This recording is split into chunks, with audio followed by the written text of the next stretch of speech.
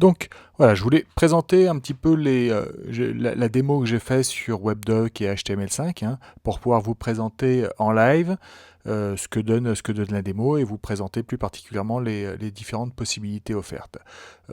Par contre, bon, il y a aussi la possibilité, ce qui est d'ailleurs le plus simple pour s'en rendre compte, c'est d'aller directement sur mon site pour tester par vous-même la démo en live. Donc la démo est disponible donc sur mon site dans WebDoc et HTML5. Donc on va voir déjà une petite anime d'intro, qui est très simple. Un petit menu, on a derrière des cartes Google Maps qui apparaissent avec un petit effet de fondu et du zoom, des vignettes avec du texte qui apparaît avec une petite animation, c'est l'introduction, on va dire, de cette démo. J'ai encapsulé la démo dans un iframe pour pouvoir l'intégrer plus facilement dans mon site web existant. Donc on va faire un petit rafraîchissement de la plage pour revoir la démo. Voilà, le petit menu d'intro qui a été fait, donc c'est 100% HTML5. Donc je vais attaquer par WebDoc et HTML5. Donc voilà, première partie de cette démo. Donc on a toujours encapsulé dans le iframe un petit menu, aussi 100% HTML5, qui a été fait comme l'anime d'intro avec Hype. Une zone carrée qui permet d'afficher, là en l'occurrence, une carte Google Maps qui est interactive, une zone de texte au-dessus de la photo, une photo au format portrait, une photo au format paysage, et une autre zone de texte. Ici, on a en l'occurrence une vidéo qui est là une vidéo Vimeo, qui est hébergée sur Vimeo en tant que vidéo non référencée, donc accessible uniquement à partir de mon site là. Et le menu. Donc on va voir, on va lancer la vidéo.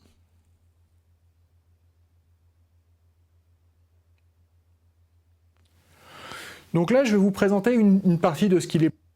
Donc voilà, on voit déjà que dès que je clique sur un lien, là en l'occurrence j'ai cliqué sur la photo, pour afficher une lightbox avec la version de la photo en plus grand, que automatiquement ça met la vidéo en pause.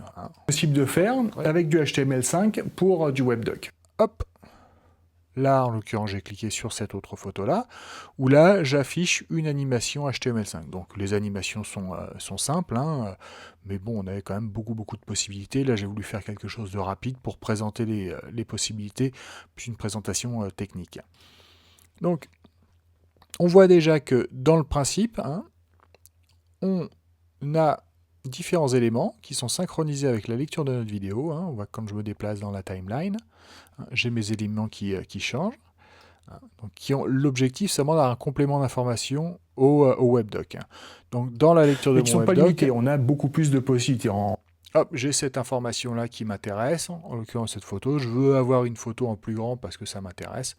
Je clique, la vidéo se met en pause. Et en fait, on peut afficher des éléments de... Je reprends après. On voit que synchronisé aussi, au-delà des photos des cartes Google Maps, on a le texte qui est synchronisé. J'avance sur la timeline, je recule sur la timeline. On va voir aussi que dans la zone texte, je vais laisser passer la vidéo, je ne vais pas parler pour pas embrouiller en fait, parce que si on a les deux voix en même temps, ça va être compliqué de comprendre. Ouvrir directement des nouvelles pages ou des nouvelles vidéos, mais aussi qui peuvent... Voilà.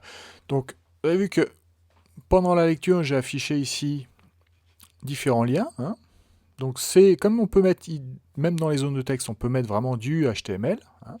Donc, hop, j'ai ça, là j'ai ma carte Google Maps. Donc on voit aussi qu'on passe en vue satellite, en vue plan, en vue mixte, en vue de terrain. Et là, on a la possibilité aussi, donc pendant la lecture, d'afficher des fichiers vidéo, de la vidéo sur Vimeo, de la photo, de pages HTML, des cartes Google Maps ou Open Maps et des animations HTML5. Mais on pourrait, là c'est les éléments de base, on pourrait très bien avoir des infos de réseaux sociaux, type Facebook, Google+, Twitter.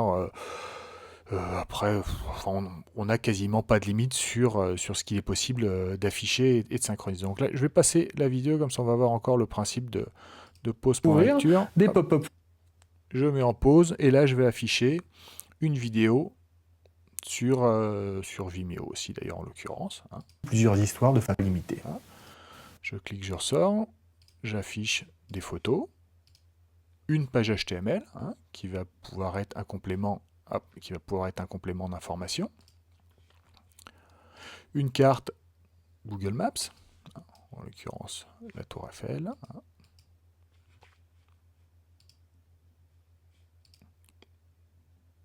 Plan, mode Google Earth. Et une animation hein, qu'on a vu déjà tout à l'heure, une petite animation HTML5. Donc, on voit aussi, là en l'occurrence, hein, que on a vu, on est passé là, on a des photos, et là maintenant, en fait, j'ai décidé dans ma lecture, en fait, de remplacer les photos par une carte Google Maps. Alors, voilà, parce que en fait, les éléments, les zones, hein, qui sont en fait techniquement, c'est des divs HTML. Hein, ces éléments-là, en fait, on peut leur demander d'afficher tout type d'éléments, en fait, hein, de la photo, de la carte, du texte, des liens ou des infos de réseaux sociaux, des recherches internet. Enfin, on a vraiment beaucoup de possibilités. Hein.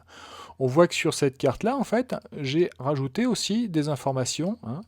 Il y a un fichier de configuration KML de Google Maps qui permet d'enrichir cette carte Google. Donc là, en l'occurrence, j'ai fait simple. Hein. J'ai des points de repère. J'ai des zones qui ont été délimitées. Hein. Quand j'ai la Belgique, la Normandie, j'ai des tracés, des lignes, des cartes, l'Espagne. Hein. Les points de repère, on peut aussi changer, ça c'est les icônes classiques de Google, mais on peut changer les icônes. On peut, hop, là en l'occurrence, on voit, j'en ai juste repère 5, mais on pourrait très bien ici mettre encore du texte, des photos, des liens, etc. Hein. Bon, là, vu que j'ai choisi de présenter beaucoup d'éléments, les cartes sont petites, donc j'ai pas voulu mettre trop d'infos. Hein. Et voilà, là on a en l'occurrence deux cartes distinctes. Hein. Donc on va prendre maintenant, on va passer par le menu, parce que là grosso modo on a fait le tour. Hein. Voilà, on synchronise dessus. Alors on va reprendre sur cette vidéo. Là on a une vidéo un petit peu différente, où là j'ai simplement mis, pareil, vidéo sur Vimeo, simplement une zone de texte. Hein. Et ici on va voir que j'utilise en fait des images un petit peu comme des tampons, hein, pour agrémenter la page. Donc on va passer en lecture. On va avancer un petit peu. Donc, Déjà voilà. le fond. Donc on voit que ici j'ai du texte. En fait c'est le texte du prompteur que j'ai repris. Hein, simplement j'ai repris la vidéo qu'est-ce qu'un webdoc. Et ici, de façon ponctuelle, quand je le décide dans la lecture, hein, j'affiche une image en superposition via les calques CSS. On voit ici, par exemple, je change d'image et là, je mets le logo Flash. Hein. On voit aussi d'ailleurs que ici, alors, je vais revenir un petit peu en arrière pour présenter. Important de choisir dès le début la technologie qui correspond le plus à nos besoins. Dans le cadre des webdocs, nous avons le choix entre deux. Plutôt venir comme ça, voilà. Donc là, j'ai pas de lien dessus. Par contre, ici, on voit que dans ma zone de texte, vu qu'on peut, je le répète, mettre du HTML, j'ai mis une petite image en vignette hein, qui va ouvrir une lightbox qui va m'afficher une photo, en tout cas une image beaucoup plus grande, hein, avec des détails. Hein, donc là, on voit, on rechange une petite icône au-dessus, hein, le tampon, et j'ai mon texte qui est synchronisé avec la lecture. On va passer maintenant sur les éléments d'un webdoc. Donc on voit ici aussi que, en l'occurrence, sur cette image-là, j'ai décidé de ne pas avoir de lightbox et de ne pas avoir de lien dessus. Hein. Donc on va avancer un petit peu dans cette vidéo. Hein. Donc là, on voit... Pour vous présenter une partie des... Texte, photo. Là, j'utilise en fait petite image en superposition, le calque de superposition pour ajouter une sorte de petit tampon. Hein. Donc là, je vais passer à la lecture. Comme ça, je vais vous montrer pendant la lecture, hein, pareil, l'affichage d'un sur une page. Le type d'animation ne consiste pas à simplement faire un... Hop, ma photo, pause du son. diaporama avec des photos, mais à créer une... Et là, pause du son et ouverture d'une nouvelle page. Bon, c'est une page du site, mais qui s'ouvre donc dans une nouvelle fenêtre. Avec...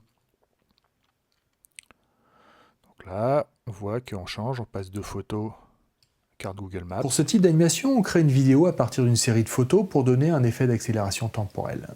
Ces animations sont rapides et simples à mettre en place. Une réduction d'interview ou un générique, ou simplement pour remplacer une vidéo à n'importe quel. Donc là, pas de lien. Et ici, le lien. Voilà. On va revenir. Hop, sur l'accueil. Donc voilà. Donc, comme on peut le constater, on a vraiment une interaction importante et surtout que les éléments qui sont synchronisés. L'objectif pour moi, c'est vraiment de voir quelque chose de trop compliqué en tout cas. J'ai un webdoc qui est à la base une vidéo, mais qui est une vidéo enrichie et qui peut permettre de fournir des informations complémentaires si on le désire. C'est pas obligatoire. On peut se contenter comme un reportage télé. Je regarde ma vidéo, j'ai des éléments qui s'affichent sur la page, c'est bien, je m'en occupe pas. Par contre, si j'ai dans mon webdoc, j'ai besoin d'une information supplémentaire, bah, hop, je clique sur la photo, j'ai plus de photos, ou j'ai une page qui me donne plus de détails d'informations, j'ai une lightbox ou une pop-up Windows qui s'ouvre avec des informations complémentaires et ponctuelles, et tout ça reste synchronisé avec la vidéo. Ça permet vraiment de fournir une information ponctuelle et synchronisée. Donc on va voir maintenant, ce que l'on a vu, c'est bien sur Safari. Hein, on est sur Safari. On va voir maintenant ce que ça donne sur... Hop, on va passer sur Google Chrome. Hop.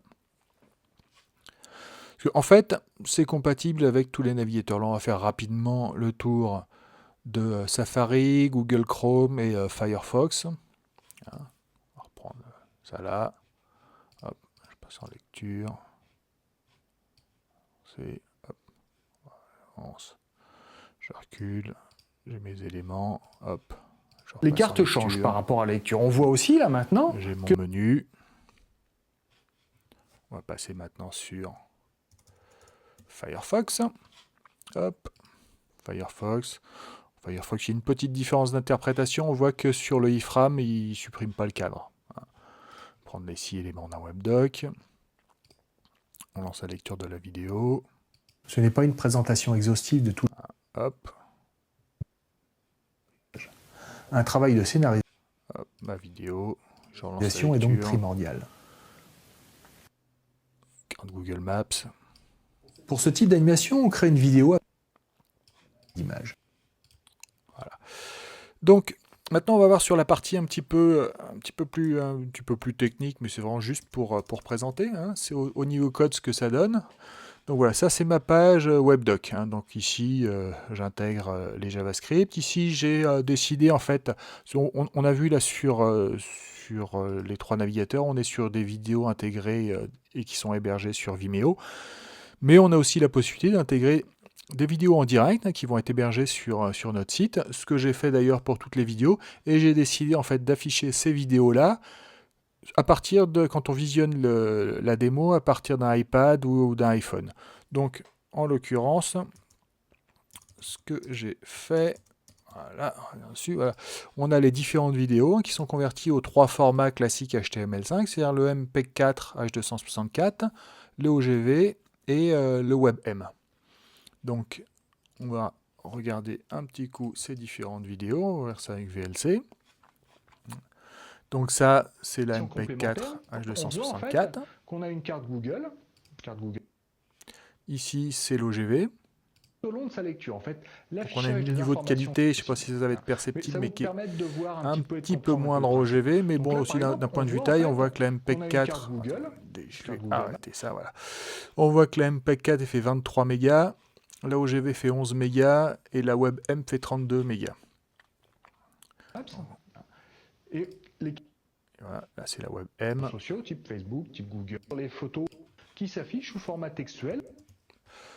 Donc voilà, donc en fait, donc on voit toutes les vidéos. Hein, donc si vous visualisez en fait la démo à partir d'un iPad, ça sera pas une vidéo Vimeo, mais ça sera une vidéo en direct. C'est vraiment un choix pour la démo, hein. Parce qu'on peut très bien visualiser. D'ailleurs, quand vous cliquez sur les liens à partir d'un iPad, les vidéos qui s'ouvrent sont des vidéos hébergées sur Vimeo ou sur YouTube. Donc là, ici, c'est par rapport au navigateur, je fais le choix.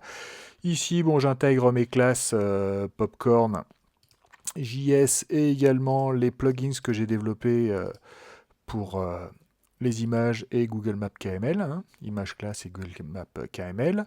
Et ici, j'ai toute ma configuration. En fait, la configuration qu'on a est relativement simple, c'est qu'en fait, on définit par type de composant, en fait, le début, la fin. On va revenir ici. Par exemple, on voit pour une carte Google Maps, de 0 à 10 secondes, type terrain, mon div de destination, la localisation, donc là où l'occurrence ou une recherche avec un niveau de zoom, ou sinon des coordonnées GPS. Et là, dans ce cadre-là, le cadre terrain, le cadre 1.1, donc le cadre carré, hein, de 0 à 10, on va afficher la carte Google Maps. De 10 à 30, on va afficher la carte Google Maps, mais pas en terrain, mais en mode route. Et ça va être Paris qui va s'afficher avec un niveau de zoom de 9. Hein. Donc là, on a pour le Google, pour les images, hein, donc là on voit pour les images, mon image source, le type, là en l'occurrence, c'est la présentation qui affiche une petite animation HTML5, mais sinon, là en l'occurrence, c'est pour une photo. Hein, donc là, on a toute ma config, et ici, voilà, entre les body, on a ma page à proprement parler, donc avec les différents divs, l'affichage de ma vidéo, mes différents divs avec les cadres, hein, qui sont, où toute la progression, tout l'aspect visuel se fait via des feuilles de style, du CSS, hein, et ici j'ai mon fichier de CSS pour mes différents éléments, hein, le cadre 1.1, ici, et le bord cadre, hein, le bord cadre qu'on retrouve, c'est le petit effet d'encadrement qu'on a autour. Donc on va revenir sur la vidéo, hein, donc on voit le 1.1 c'est celui-là, et le cadre c'est le petit cadre que j'ai autour. Donc voilà, donc je le rappelle, cette petite vidéo c'est vraiment pour vous donner envie d'aller tester par vous-même et de vous rendre compte de ce qu'il est possible de faire avec du HTML5 dans le cadre des webdocs, hein, avec les différentes classes que j'utilisais, hein, et ces différents développements spécifiques. Donc je vous invite à aller tester ça par vous-même. Hein, donc je le rappelle, c'est compatible tout navigateur, hein, à partir d'un navigateur relativement récent. C'est compatible iPad, c'est compatible iPhone, c'est compatible Android. Hein. Donc le plus simple pour vous rendre compte, c'est vraiment d'aller voir directement sur mon site. En tout cas, j'espère que ça vous aura été utile, que ça vous aura donné envie d'augmenter vos vidéos, de les synchroniser avec des informations, enfin de rentrer dans un niveau de webdoc un petit peu plus poussé, parce que je pense que vraiment au niveau de la narration ça peut vraiment apporter quelque chose. Voilà. Bon, en tout cas j'espère que ça vous aura été utile. Je vous remercie de votre écoute et à bientôt. Au revoir.